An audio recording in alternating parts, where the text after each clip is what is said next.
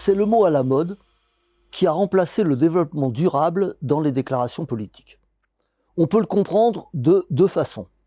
L'une correspond au passage d'un état à un autre, sous-entendu de manière graduelle et plus ou moins lente. L'autre est ce que les physiciens désignent par transition de phase, qui consiste au passage d'un état à un autre, induit par la variation d'un ou plusieurs paramètres. Ce second sens traduit bien ce qui se passe avec le changement climatique, qui rend la planète de plus en plus inhospitalière au fur et à mesure que la concentration de gaz à effet de serre dans l'atmosphère augmente. Ici, la transition de phase représente un saut dans l'inconnu qui nécessite une baisse urgente des émissions, sachant de toute façon que la concentration actuelle rend déjà inaccessible le seuil des 1,5 degré acté à la COP de Paris en 2015 pour la fin du siècle, et qui devrait être atteint bien avant 2040 au rythme des émissions d'aujourd'hui. Les deux sens de la transition ne s'opposent d'ailleurs pas nécessairement. La seconde peut être un signal d'alarme de ce qui risque d'arriver si la première reste inefficace, risque d'autant plus grand qu'elle serait plus lente. Deux types de transition sont mobilisés dans les discours. L'une est dite énergétique et l'autre écologique.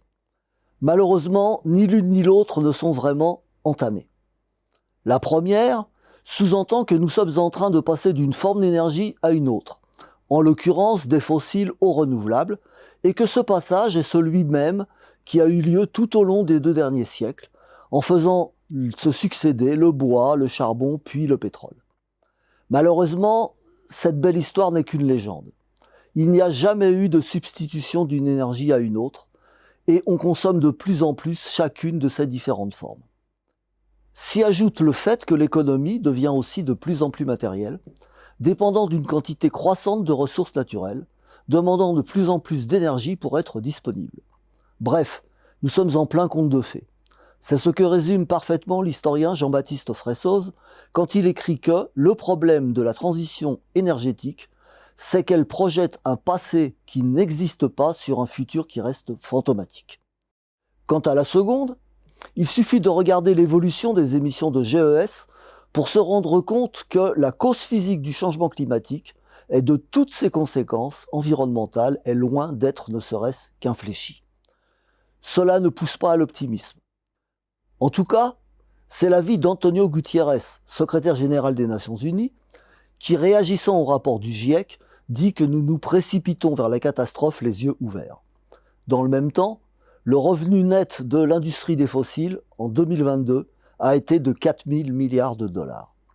Pour comprendre pourquoi on suit ce chemin suicidaire, il suffit d'examiner ce qu'impliquerait une politique de réduction importante des émissions de GES.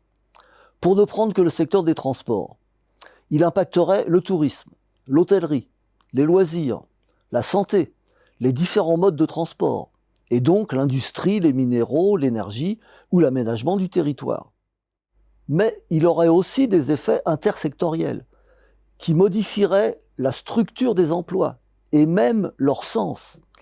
L'armement, la publicité, la grande distribution par exemple, s'y ajoutent des enjeux de relocalisation et des développements de services publics, de régulation des entreprises et d'immigration.